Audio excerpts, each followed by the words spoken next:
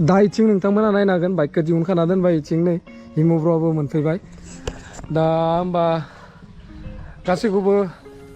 गिबि गिबियावनो आंनि टिभि ब्लगाव बरायहरनाय जाबाय उपाय गैया दा आरो जुनाव नै इफोरबायदि गरमबा आरो जुलाइ आगस्ट दंबावोसो दा न'आव थाबाय थाबाबो बांसिन गरम मोनो होमबा दिनै थांलायनोसै नोंथांमोना नायबायल' था दिनै ब्लगखौ बरिया न'आव थाबाय थाबा बांसिनसो गरम मोनो बिदि बाहेरायाव ओंखारनानै बाइक सालायना होबाथाय स्रां मोनलायो गुसु गुसु बार फैना होयोना नोंथांमोनानो माइ दुब्लि फोथारखौ नायनो हागोन हालेवगासिनो दङ खोथिया फोबाय इफोरथिं बेलेग बेलेग जायगाथिं माइफोर गायबायबो जानो हानाय दा जोंनिथिं इफोरबायसा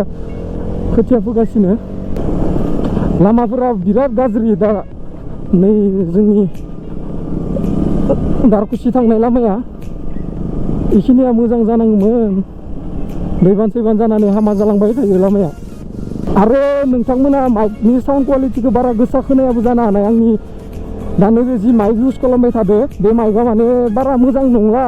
दामालाय एसे दाम लादोंमोन खिन्थु दिनै अनलाइन खालामनाया मोनफैदो दायो दा पार्सेलखौबो लानांगो दारकुसियाव डेन्जार सान्दुं थाव सोना लानियाव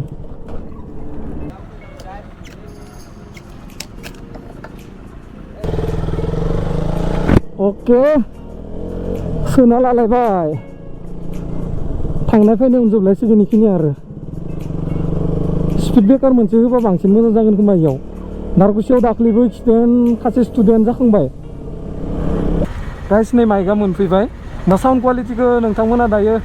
बुम मोनगोन बोरै फैयो दा फिटिं खालामना लानि माइक गोदानखौ नै दारकुसियाव मोनफैबाय दा नैबे दारकुसि सका अल राइट गाइस जों दा नै थांसै it's time to ride the motorcycle दा नोंथांमोना नायनो हागोन माइकनि क्वालिटिया बोरै फैदो कमेन्ट खालामना खोन्थाहर माइकआ बारा दा नङा दे खम दामिसो गाइस जों दा नै इयाव लाइन आप खालामदोंमोन दा रेडि जाबाय जोंना थांनो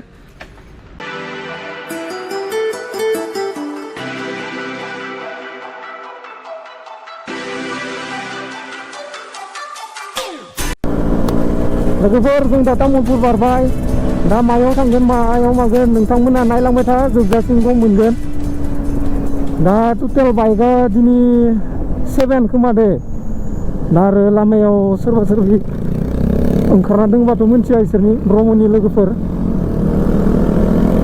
सानदेआव दासान्दि सानदों जों माने बिदिनो सर्ट राइड खालामबाय थानो नोंथांमोना दाख्लैबो ओरैबायदि जस हरबाय माने सानदे राइडखौ दा खालामबाय थानोनो लुगैबाय माने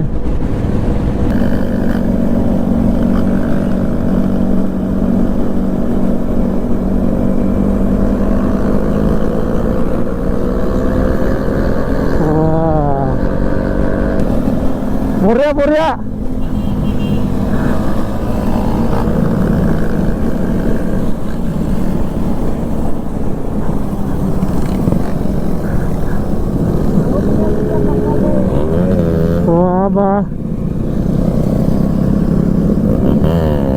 Oh my god!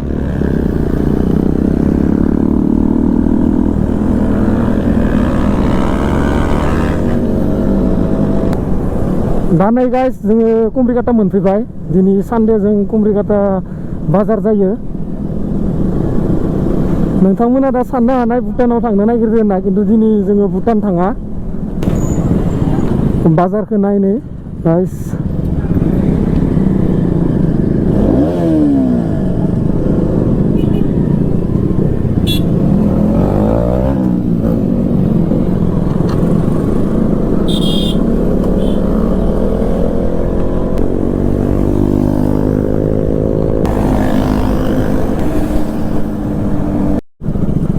लोगोफोर नै आगोलाव नाय भिउखौ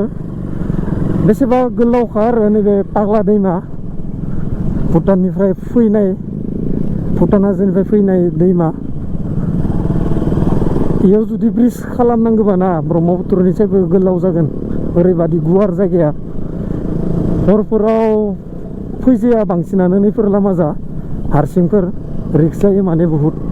हाजोनि मैदेरफोरबो लोगो मोननो हानाय जिब जुनारफोरबो लोगो मोननो हानाय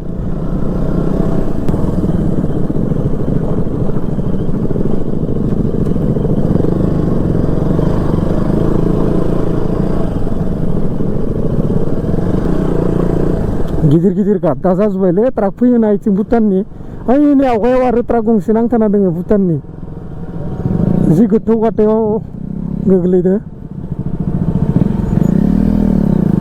इथिं थौले दे बया गोथौ गोथौ माथो बिखौ अखारलाय नोङो नोंनाव सिट देरगोन ओरैनोबाबो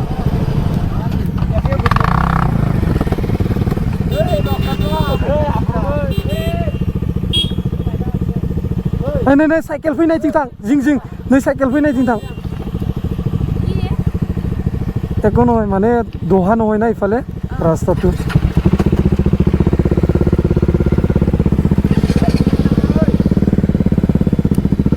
बारग्रोलाय इदि लासै बारबालाय ना माबाखागोन ना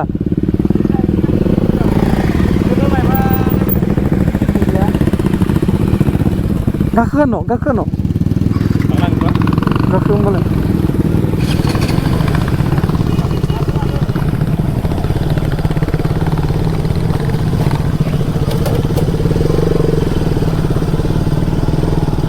Oh my god बोरै दि मोनगोन इखो दा बिराद हाबलांखाबाय सनना रागा जों माबिगोन बिराद गोथौखा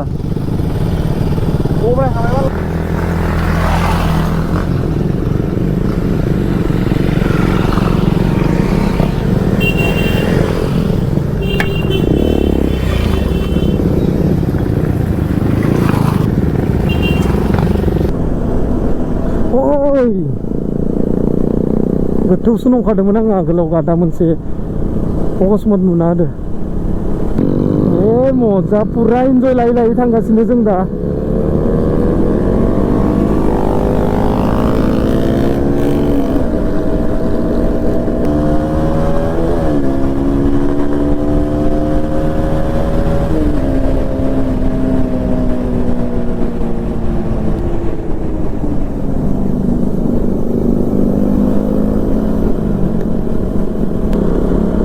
लामाफोराव ना नैफोरबादि दंफांनि बिबारा बारबा बरिया नुयो बरिया जायगाफोरा बरिया साया सायानो बरिया भिउफोरा नैफोरथिं आरो गामि सिंदो एकदम मजा रिलेक्स ओरैनो बोरमाया मा बोरमा होनोमोन बेखौ राम बोरमा बिराद गिदिर गिदिर जायो बेफोरथिं फैबाथाय माने गय बागान दंफां बागान बिदि बांसिन प्राय नुयो आरो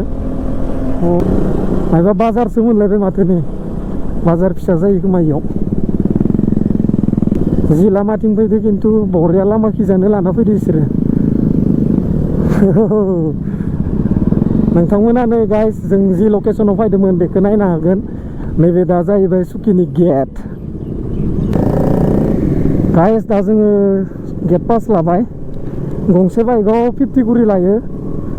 बहुत गोबाव जाबायमोन गाइस सुकियाव फैया गोबावदो फैबा माने एसे इन्जयबो मोनो दा दिनै बोरै बोरै जाना दोङो नुनो मोनगोन सुकि पिकनिक स्पटखौ बरिया जाना दोङो भिउआ ओइनै नोंथांमोना नायनो हागोन बिबाराबो बरिया बारना दोङो मा दंफां बादयो दिनै सानडेदो गोबां मानसि फैखादो मार गारि थांबायबो दाथ' जों फैनाया दुटा एटा जानांगौ टाइमखौ नायाखै आं र' बाइकआव नायनो दुटा जाबाय दुटा 17 नै आगोलाव आरो हाजोखौ नुहुरबायानो सुकि हाजो बा गथ'फोरा जोंबो उन्दैयाव माने बेफोरबायसा साइकेलजों बेरायोमोन बा साइकेलजोंबो थांनो मोनो दे गोजान गोजानाव दा बाइक थानायखायसो बाइकजों फैबाय साइकेलजोंबो बेरायनाया मजा जायो खिन्थु आगोलथ' आरो साइकेलफोरजोंनो गामि गामि जि फुटबल गेलेयोमोन आंबो दासो स्टार्ट खालामफिनदों आङो दा एसे गामियाव फुटबल गेलेनो ओंखारो रानिं खालामो कलेज गैयाबाथाय ओमफ्रायथ' मालाबा टाइम दिहुननानै बिदिनो भ्लग बानायबाय दिनैबो आरो सानडेदो राइडखौनो खालामना होबाय नोंथांमोना आरो जस हरबाय थायोना नेक्स्ट मा जायगायाव थांनांगो नेक्स्ट सानडेयाव नोंथांमोना कमेन्ट खालामना खोन्थाहरबानो जाबाय आं थांनो ट्राइ खालामगोन ओरैनो दासान्दि गोजानावबो थांनाय जाखायाखै थांगोन गोजानावबो सानसे टाइम दिहुननानै दा आरो मा बुंनो जाबाय थायो भिउफोरखौनो नायलांबाय था नोंथांमोना ओमफ्राय आङो इन्स्टाग्राम बारा नाया दे आरो फेसबुकखौबो दा खमथार जादों नायनाया नोंथांमोना जाय जाय फ्रेन्ड गैया फेसबुकावबो फ्रेन्ड रिकुवेस्ट खालामहरनो हागोन इन्स्टाग्रामा डिबि ब्लगानो दोङो नोंथांमोना जाय जाय फल' खालामाखै फल' खालामनो हागोन माने एक्टिभ फैनो सानगासिनो दङ आङो इन्स्टाग्राम फेसबुकफोरावबो पस्ट होनो दा फल' खालामना ला नोंथांमोना आपडेट मोनबाय थागोन इयाव सानडेफोराव बबेयाव राइड खालामो नाय जायो थांनाय जायो दा माने हाग्राफोर जानायदो बांसिन सिनारिखौ मोजां नुदो माने साइडजों हाग्रा लामायाथ' क्लिनानो जाना दोङो दा हाजोआबो ओरैबायदि समायना जाना दोङो एसे थांबावबानो भुटान बेफोर हाजोआ किसुमाना भुटान गोलैजोबो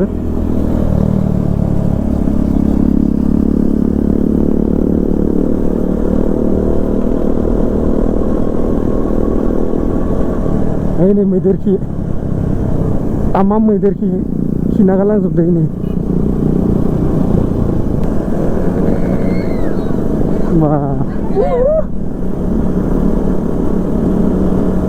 इसोरनियानो बरिया दा थाबायना फैनो न' खाथिदो सानडेबाबो जिखुनु टाइमावबाबो माला फैनो हायो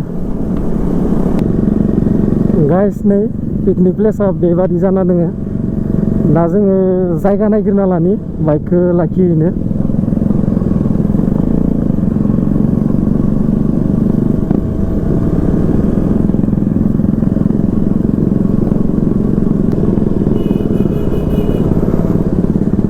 नै सायाव आङो खनसेबो थांफेराखै दे हनुमाननि मन्दिर दंनो बे सायाव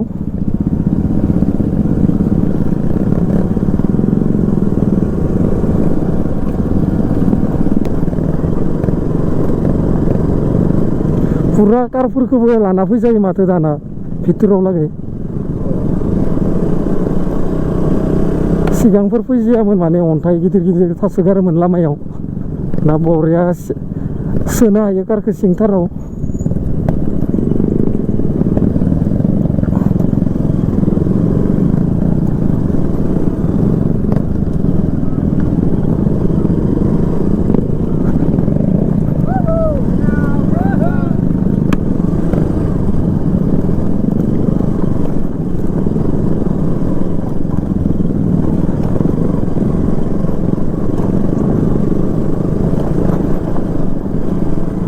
बरिया दुगैगासिनो नै जोंबो दा दुगैनो होननानै फैखादोंमोन बाइकफोरखौ लाखिजोबनानै थान्दा थान्दा दुगैनानै थांगोन बरिया आगोलाव लागै मानसिफोर दोङो दैया दा एसे खम अखाफोराबो हाथ'वाखैना बारा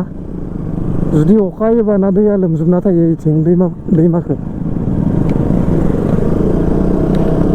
मार बाइक नायनो नोंथांमोना डेन्जार बाइक आगोलाव फै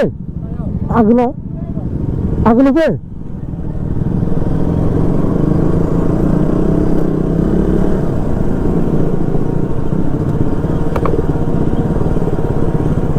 जायगायानो गैया सन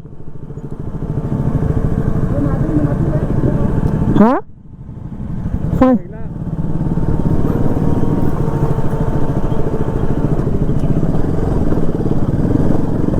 लांनो हानायासो जादों सिगाङाव अन्थाइ गोजा माथो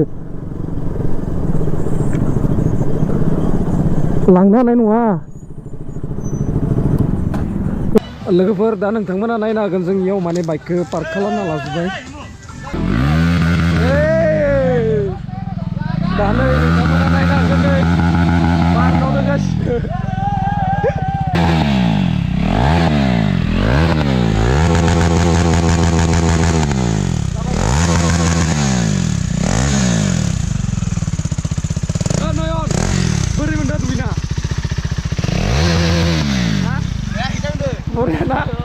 आगोलाव थांनि गाइस नोंथांमोना दा सुकि पिकनिक प्लेसाव फैयोबा बरिया इन्जय खालामनो हागोन आरोना नै नोंथांमोना नायना ला बरिया ग्रिनारि जाना दङ जायगाफोरा बिदिनो ब्रमोना तामाम इन्जय लागासिनो आरो बिदिनो फट' खेबगासिनो जों माने एसे सुखि हाबनायनि फार्स्टआवनो दोङो दहायथ' उनाव थार थांना जायगा मोनासैना ओमफ्राय दे रोंखागो दे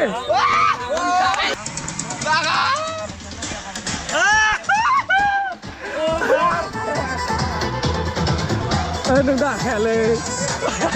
A few moments later. बिथांमोना नायनो हागोन जों फैनायावनो मोनाबाय दा कुम्ब्रिकाता मोनबाय ओमफ्राय नै बाइकफोरखौ नायनो हागोन लोगोफोराबो माने साफा सानै दा न' थांसिगोन कुम्ब्रिकातानिबो सानैसो ब्रमोन दोङो बिसोरबो दा एक्सट्रा गावलांसिगोन आरो दा नोंथांमोना नायना बोरै मोनदों कमेन्ट खालामहर नेक्स्ट ब्लगआव माला नांगौ खोन्थाहर दे होमबा गाइस नेक्स्ट ब्लगआव लोगो मोनगोन बाय बाय